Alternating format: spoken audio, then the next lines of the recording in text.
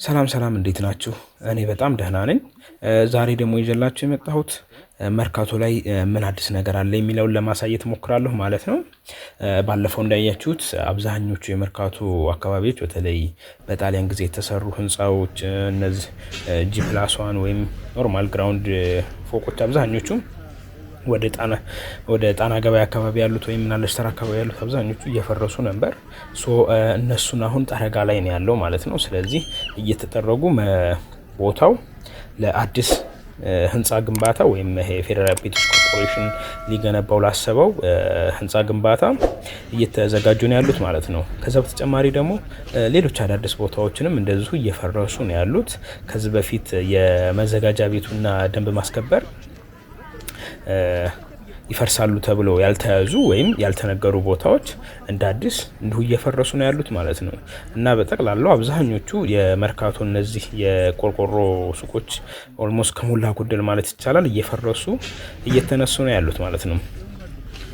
በቀጣይ እንግዲህ የከተማ አስተዳደሩ አካባቢውን ዘመናዊ ለማድረግና የተሻለ ለገበያ ምቹ ለማድረግ እየሰራ ነው የሚገኘው ማለት ነው። ስለዚህ ረጃጅም ፎቆችን በውስጡ ለመገንባትና ምቹና የተሳለጠ ኮሪደር ሰፋፊ መንገዶችን በአካባቢው ለመገንባት በሚያደርገው ጥረት ላይ እነዚህን ቤቶች እንግዲህ ሙሉ በሙሉ እያነሳ እየጠረገ ነው ማለት ነው። አሁን ላይ ባለፈው ያያችሁት የፈረሱት ቤቶች በሙሉ አሁን አዋራቸው ምናምን እየተጠረገ እየተነሳ ማሽነሪዎች እነሱን እያነሱ ነው ማለት ነው። እነሱ እንግዲህ በቅርብ ጊዜ ደግሞ የህንፃ ግንባታ ይጀመርባቸዋል ተብሎ ይጠበቃል። ቪዲዮ ተደራሽነት እንዲኖረው ላይክ እና ሼር ማድረግ እንዳይረሳ፣ እንዲሁም ለቻናል አዲስ የሆናችሁ ሰብስክራይብ በማድረግ እንድታበረታቱኝ ጠይቃችኋለሁ። እናንተስ አስተያየታችሁ ምንድነው? በዚህ ላይ የድሮ እነዛ ጠባብ መንገዶችና ጠባብ ሰፈሮች የመርካቶ ሰፈሮች ፈርሰው እንደዚህ በትላልቅ ሞሎች ሊቀየሩ መሆኑ ገበያውን የበለጠ ያሳልጠዋል ብላችሁ ታስባላችሁ? ወይስ ከድብብቆሽ ግብይት አስወጥቶ በጣም ዘመናዊ ግብይት መርካቶ ላይ ሊፈጥር ይችላል ብላችሁ ታስባላችሁ? እስኪ ሀሳባችሁን በኮሜንት አሳውቁን። ቪዲዮውን አብረን እኔ ከባለፈው የቀጠለ ነው።